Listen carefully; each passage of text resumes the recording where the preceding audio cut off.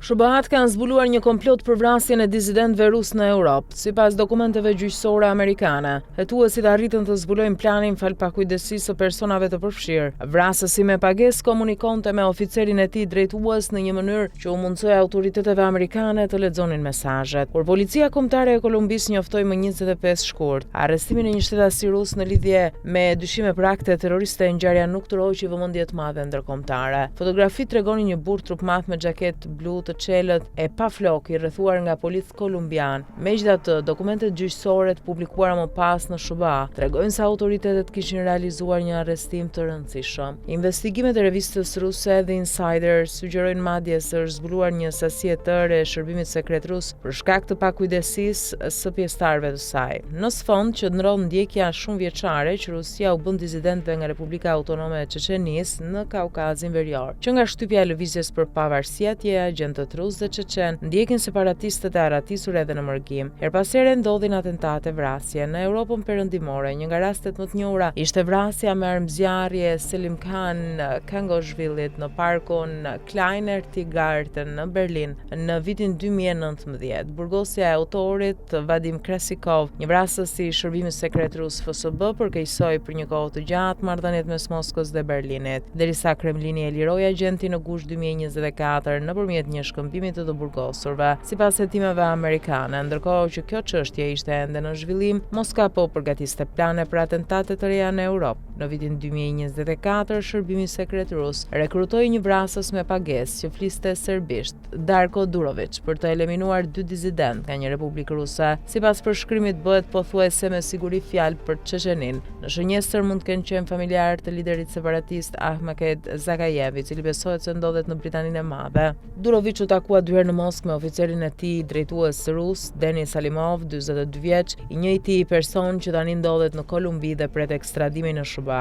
Dokumentet e akuzës së prokurorisë federale amerikane përshkruajnë me hollësi mënyrën se si vepruan komplotistët. Në tetor 2024, të dy u takuan në një restorant në Moskë, pranë selisë së FSB-s. Gjatë takimit Alimovi dorëzoi vrasësit $60,000 dhe i premtoi $1.5 milion për çdo atentat të suksesshëm. Në akt akuzën e publikuar së fundmi kundër Durovicit gjendet madje edhe një fotografi e tufave të dollarëve, pasi vetë autori kishte bërë foto të parave dhe i kishte dokumentuar ato përmes emailit. Pas udhëtimit në Mal të Zi, Durovic filloi të kërkonte një armë për atentatin, duke bërë kërkime në internet si Glock 21 Podgorica. Ai udhëtoi në të paktën 2 vende të Europës perëndimore, por nuk arriti të gjente 2 çeçenët në mërgim. Alimovi dërgonte këshilla, për shembull, që t'i kërkonte në xhamit lokale. Në një rast tjetër, Durovic raportoi se një nga liderët çeçen jetonte në një vilë të bardhë pranë detit e ruajtur mirë nga njerëz nga vendlindja e tij. Adresa ende nuk ishte e qartë. Besoj se do ta gjej së shpejti, shkroi ai. Sipas tij, në një moment objektivi X do të binte në Kurt. Megjithatë, para se të realizojë plani, Durovic u arrestua në mars 2025 në SBA.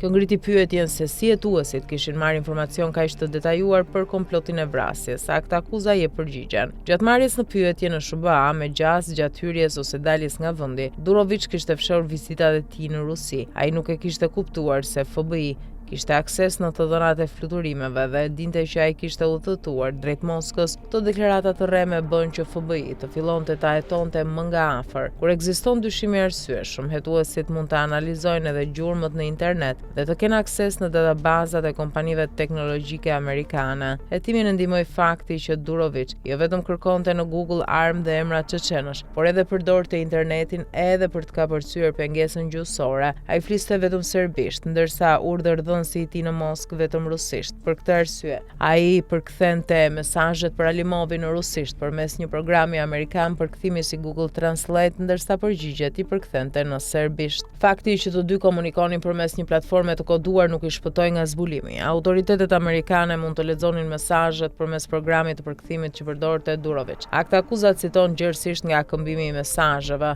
Aty zbulohet edhe fjala kod që përdornin për vrasje. Ata përdornin shprehjen ta deportosh, ligjërisht si eufemizëm për atentatin. Edhe oficeri i FSB-s Denis Salimov bëri gabime serioze. Pas zbulimit të Durovicit, ai vendosi megjithatë të udhëtonte jashtë vendit. Kur në shkurt hipi në avion drejt Bogotas, besohet se mendoi se do të kalonte pa probleme me një pasaportë të reme, por edhe pseudonimi i tij, Klimenkov, ishte i njohur për autoritetet amerikane, të cilat mundën të lëshonin përmes Interpolit një kërkesë të detajuar për arrestim. Këtë raportoi gazeta kolumbiane El Tiempo, duke cituar policinë e Kolumbis. Arrestimi i Alimovit shkaktoi një reagim zinxhir. Revista The Insider raportoi të premten duke cituar burimet e saj se agenti i rangut të lartë ishte pjesë e një njësie të re të shërbimit sekret të quajtur Qendra 795 e krijuar vetëm 3 vjet më parë. Sipas raportit, kjo njësi elitare i raporton drejt për drejt shefit të shtabit përgjithshëm dhe ndodhet për qëllime kamuflazhi në një kompleks jashtë Moskës. The Insider i referohet një organigram edhe listave të personelit që janë dorëzuar redakcisë pas zbulimit disa vite më parë të një skuadre vrasëse të shërbimit sekret ushtarak rus GRU. Ky zbulim i ri përbën një tjetër goditje për rrjetin e agjentëve të Kremlinit.